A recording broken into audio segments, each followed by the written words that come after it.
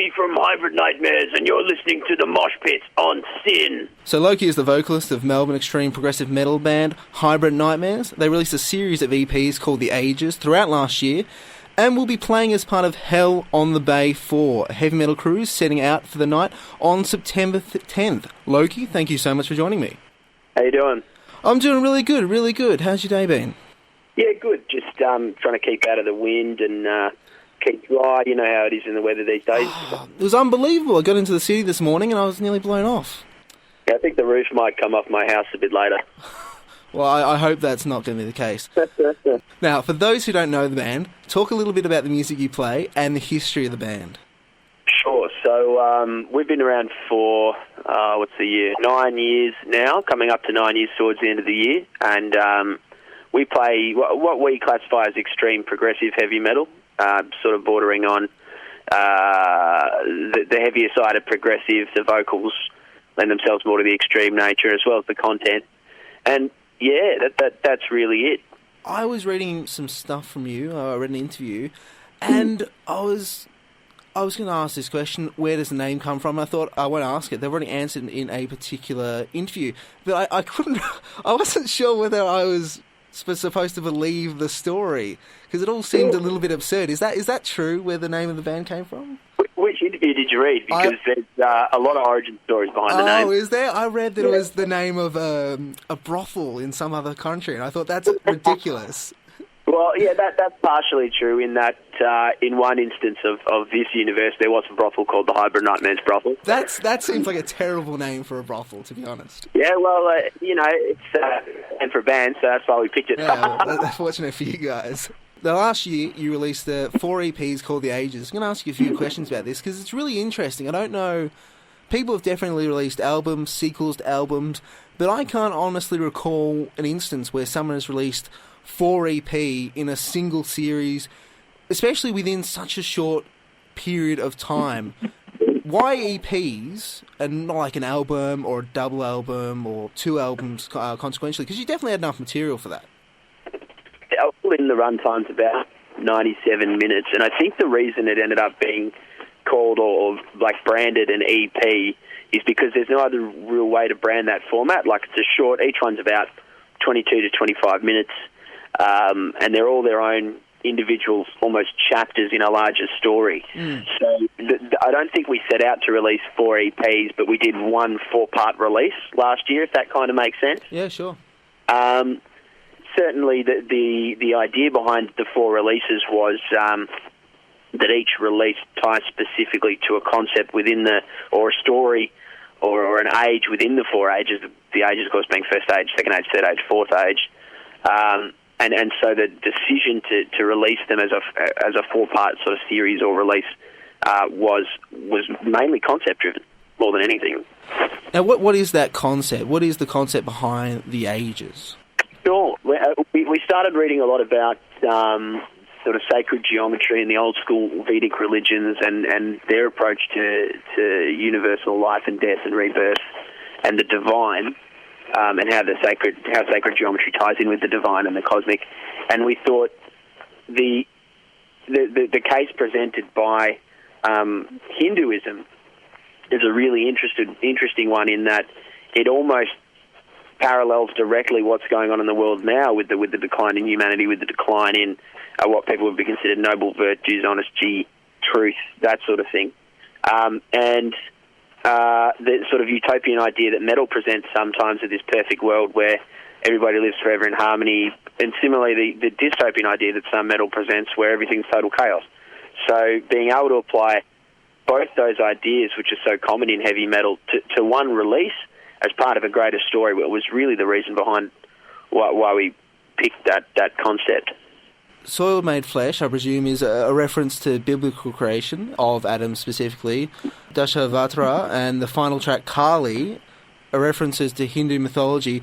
Do you read all that stuff by yourselves and you think, hang on, this would be a really great concept for the album? Or were you thinking, we need a concept for an album, let's explore, and you happened upon this kind of thing? Sure. We didn't come into the Ages release sort of going, right, we have to have this great idea or concept, but during the early stages of the writing process, we said, what do we want to get out of this release? How do we want to present the lyrics as a greater part of the story as a whole? How do we want to approach each individual song and the release as a whole? And the idea with the ages was we were doing some reading on, as I say, the sacred geometry. There's a lot of stuff with the Egyptians, the old Cambodian temples, a lot of stuff in Europe, and how that ties into the Hindu yugas, and how all these concepts about life and death across these various races, cultures, religions, whatever, never really met. How interesting it is that it sort of unites the whole lot. And we said, right, this is something that we could apply to the concept, and for each of the songs we went, where will this fit in the story, lyrically, musically, etc. So that's sort of how we came to where it was. It wasn't like we set out to do a concept release, but the concept married so well with the approach we wanted to take with the music that it just sort of happened. In terms of saying, all right, these songs tie together in this manner, proceed in this order, how do you go about formalising that, making sure it was all cohesive across the ages, I guess? I think the mythos itself, the Hybrid Nightmares mythos, the backstory, the fluff, if you like, it's not. That doesn't really have to be self-explanatory because they're or explained even. They're all self-contained stories, one universe. So it'd be like trying to justify the story or the existence of any given thing in our universe.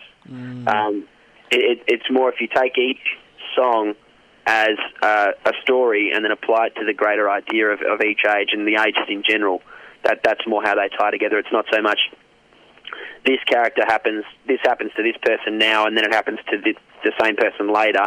Although, in some of the stories, the characters may be similar or even the same across different timelines. In some of your interviews, you mentioned the obelisk as part of your lyrics, which is a song on the third age. And this is just my guess, but is it also featured on the covers of Hybrid Nightmares and the fourth age? Yes, it is. The obelisk features heavily in a couple of the tracks off the ages, as well as the first track off the self-titled EP, Emperor. And the obelisk, the idea of the obelisk is sort of this post-apocalyptic, chaotic being that's almost like the big universal reset switch. So when humanity finally descends into this dystopia where nothing's good anymore, the obelisk comes in and goes, right, bang, hits reset, and it all starts again. And it sort of assumes this. It's not so much divine. It carries the mantle of the divine, if that makes sense. Yeah, it's more of an idea, like the big reset switch, if you like. How did you come up with that? Because that's kind of... It's always interesting when people sort of come up with this kind of out there theories, idea, concepts, especially when applied to fiction. I'm interested in how you say the obelisk. How do you get from not having the obelisk in your music, not having that concept relevant to your music, to say, all right, this is a concept? How did that happen? Well, it's an interesting question that you've posed. I mean, in the first track of the self-titled Emperor, the obelisk is the feature of the song, in that this character happens upon this black crystal, frozen, icy, almost burst around, and there's this light coming towards it that are the memories of people who've died, all the bad things that have happened. Their memories sort of freeze to this thing, like attracted to this malevolent thing. And we thought, how can this idea, and that idea in itself in Emperor just sort of happened. It was one of those songs, and I'm sure you've had this and other people have had this, you write lyrics, it was one of those songs where it just felt right to sing that, and it worked out really, really well. And then from that, we thought, wow, this is a great idea. We've really come into something incredible here, this sort of evil space, almost overlord type character, and how can we work that into the story as a greater idea? So that's more where it came from. It's not sort of based or rooted in any specific sort of sci-fi or lore, although it does borrow things from 2001: A Space Odyssey. It does borrow things from Warhammer 40. It does borrow ideas from various other science fiction writings, but it is in and of itself an idea, I suppose. Now let's talk a little bit about new music. doing my research for this interview, saw some references to possible work on new material. At what stage is that at, and what kind of release will it be? Will it be a debut album? At the moment, it's sort of a demo stage. We've got some studio time booked in soon to start tracking what will be our first album. So we've the story and the idea behind that release is finished. The way that the characters in the album will play out is all sorted, and the music itself is basically finished. It's just a matter of getting in there, a bit of pre-production before we go into the studio and record the first album. Oh, that's great to hear. Yeah. In terms of the writing part of it, which I feel like it's different for everyone, and that's why it's so interesting. How does it work between you guys? Is it mainly one member? Is it all of you guys? How does it work within the band? Someone will come during the really specific writing and shopping, what we call shopping periods. So after the release of The Ages, we did some touring on that, and we said, right, now is the time to write and shop, produce, whatever you want to call it, these songs. So during that stage, people will come to us, members will come to us at least with the core concept for the song, the core idea, the riffs, how they think the drums might go, etc. And then we take that idea and chop it, change it, cut it, paste it, all that stuff, till we've got a product that we're really, really happy with, a song we're really, really happy with. John tends to bring a lot of the riffs, but certainly everyone in the band has had their input across all the releases. You'll be playing on the heavy metal cruise Hell in the Bay 4 at September. Now, you participated in every one for the last 4 years. Tell us a bit about it, because it sounds really cool. I'm actually going, and I'm very excited about it. Yeah, great. Well, first of all, welcome aboard. It's good to hear you come. It's just a great night. I mean, everyone gets on at about 7 o'clock. There's some pizza.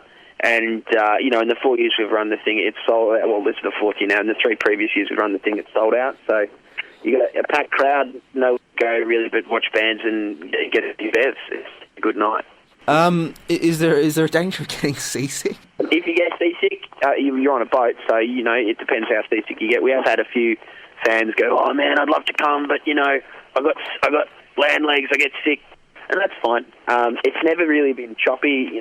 There's nothing like 80-metre waves or 30-metre sharks or anything to worry about. You're really just pottering around the bay. But you do get these stunning views from the bay out onto the city and onto the docklands. It's something really, really special about being in this loud, chaotic musical environment, yet having this pristine sort of almost view into the void in front of you. It's really cool. It's a really, really big thing. What role do you have in organising the event? I'm just curious, because it sounds like such a massive undertaking. Yeah. Michael, my guitarist, Gumley, and I started working on the idea right at the start, back in, when was the first one? I can't count backwards. And so we said, right, well, let's cruise together. Let's get the first cruise had Orpheus Omega, Nabla Viscaris, Cycloptic, and us. And we thought, this has been a real success. Let's keep on doing it. We made it an annual thing. And, we've it's a good night for Hybrid Nightmares to hit reset on our brains, and we get to party with the punters and the fans, which is the more than you can ever hope for as a band, is being able to, hang out with people who you love and love you. That's why we opt to play it every year, because we get the opportunity to just kick back and cruise with the fans and the family. It's great. Yeah, so I think when I first saw you, you would have only had the first 2 EPs out. But since then, you've released The Ages, and that probably triples your material, the songs that you have to choose for. How do you go about making decisions about what you're going to be playing? I think a lot of it comes down to that our favourites. The crowd favourites, they're not always the same songs. What we try to do is marry, it would be really good to play this song for the show coming up. Let's play this. A lot of the time it depends on what bands we're playing with. So if we're playing a particularly progressive crowd, we might play more progressive material. A few months ago we played with MH Autopsy, so we played more brutal stuff, heavier stuff, and interspersed with sort of keeping to the theme of the night or the lineup, we play songs that we think sort of have a lot of general feel that are really play, real crowd movers, get your mind, getting your mates, and that sort of stuff.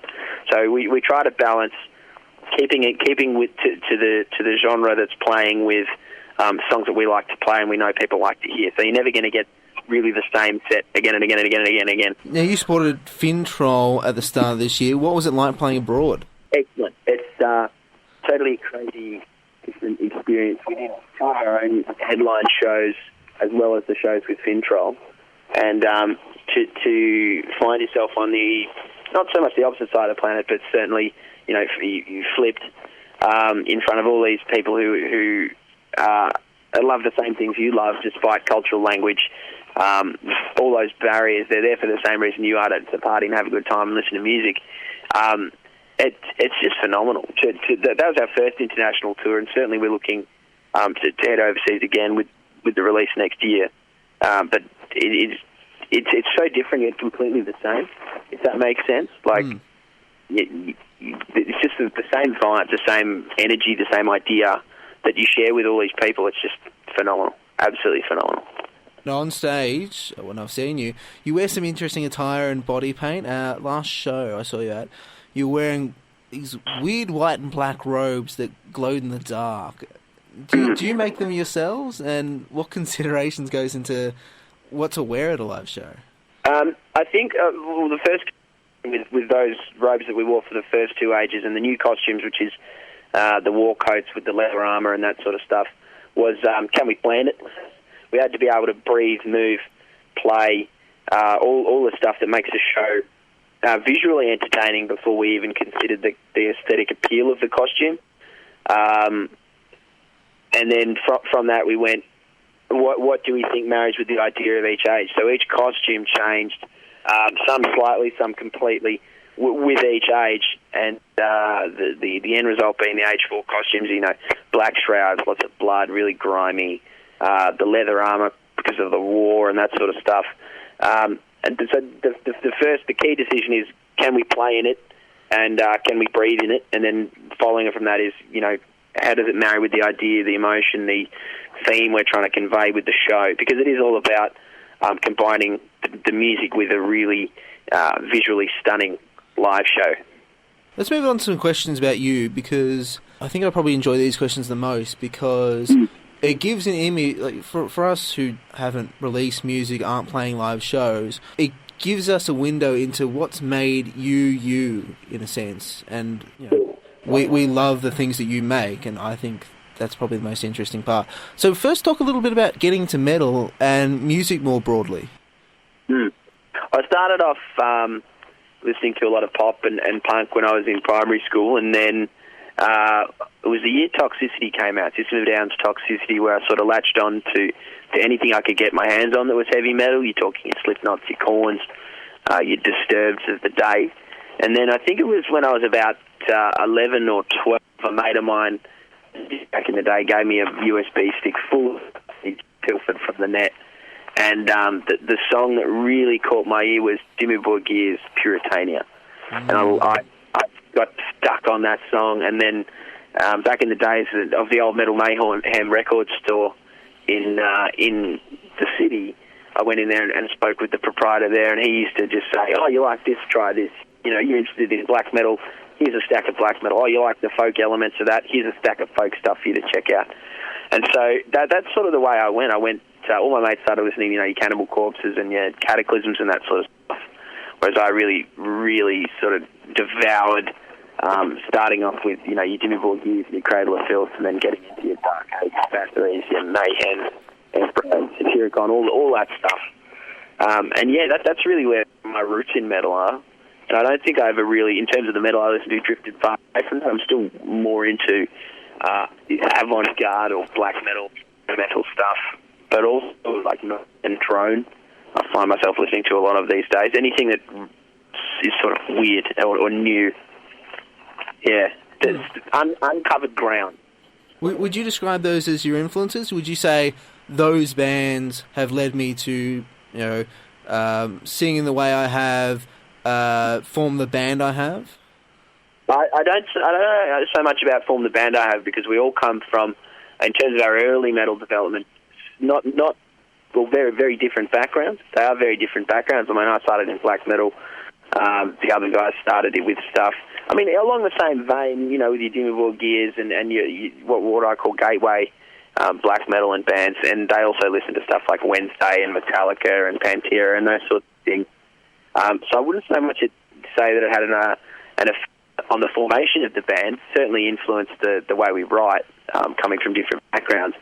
But any vocals any vocalist that I suppose I try to emulate, or maybe I sound like just because I listen to a lot of them, would be guys like Abath, Nagus Caligula, who's the former singer of Dark Funeral, Satyr and Shagrath are really when you're singing along to that sort of stuff, that sort of black rock talk / black metal type vocal style, and you sound like them, I think that influences a lot of your early development in singing, and so that's sort of the way it's eventuated, just like a black metal talky voice. Given that you guys come from sort of different backgrounds, in a certain sense, how does that all come together to form this whole? How does that all work? I think a lot of it sort of became the incestuous in-trading of music once we joined a band together. You know, we used to have a thing where we'd bring a CD each to practice, and it was your responsibility to listen to the CD that someone else has given you because they're going to listen to yours, and that gave us a great understanding of what sort of stuff the other guys liked, and I think that sort of gave us a bit of brotherhood or fraternity, you know. You get a better idea of what other guys are listening to, and then as time's gone on, our interests in music have sort of aligned, and we all really listen. Not this stuff, but certainly it has at least similar stuff. So you've mentioned some of your bands that you like. Are there any particular ones you're like, yes, that's the band that I want to die listening to or something? Any albums in particular? Definitely. This is one of my favourite questions, and because it's so easy for me. I know a lot of guys and girls struggle answering, who's your favourite band and what's your favourite release? For me, it's got to be Dimmu Borgir, and it's got to be Puritanical Euphoric Misanthropia, just because of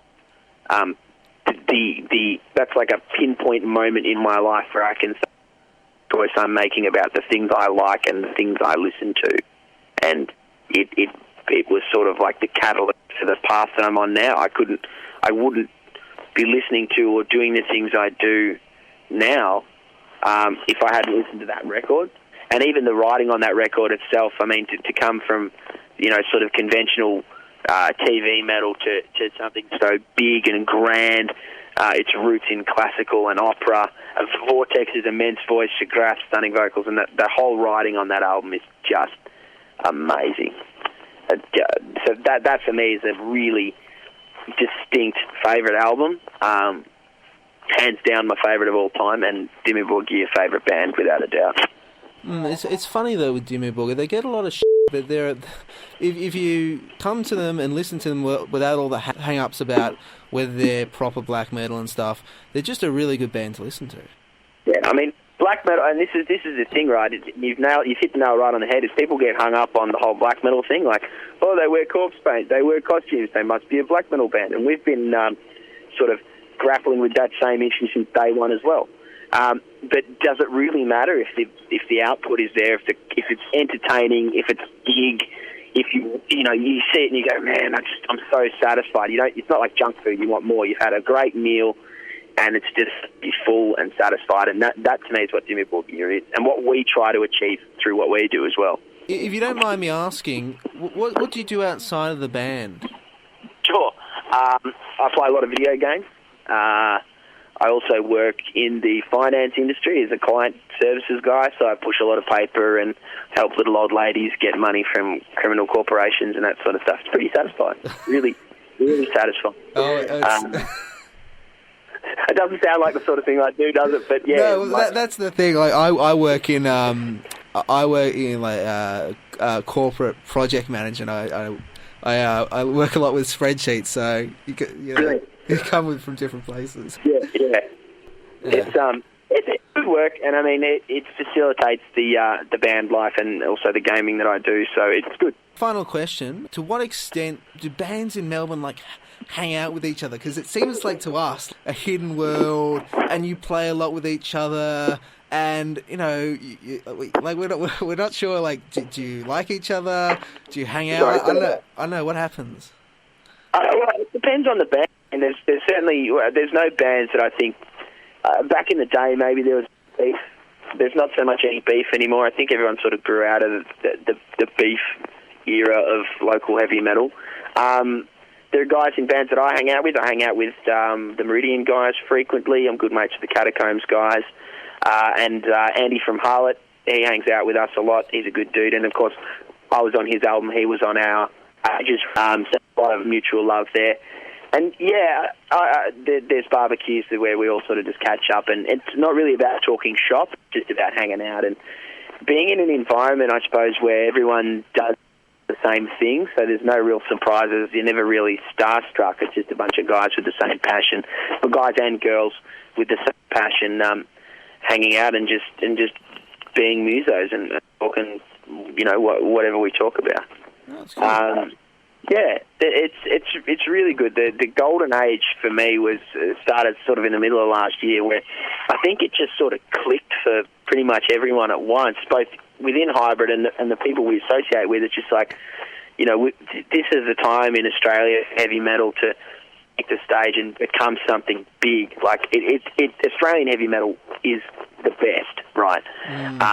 In every genre, death, black, thrash, doom, sludge, whatever it is, prog, we're owning it at the moment, and the golden age has clicked and is coming, and involve all the Australian bands just being there for each other and getting there and putting the product on the world stage and saying, this is who we are, this is Aussie metal, come get us, we're the kings. And I think that's seriously, and I think that's where it's heading, you know. That's certainly the glorious future we all hope for. I totally agree with that, because I sometimes listen to the stuff that Aussie bands put out, and of course, within the context of the population we have, I'm astounded by the amount of good material that is released. I am really astounded. Like some of my favourite albums within genres have been released by Australians, and it's just it seems incredible to me.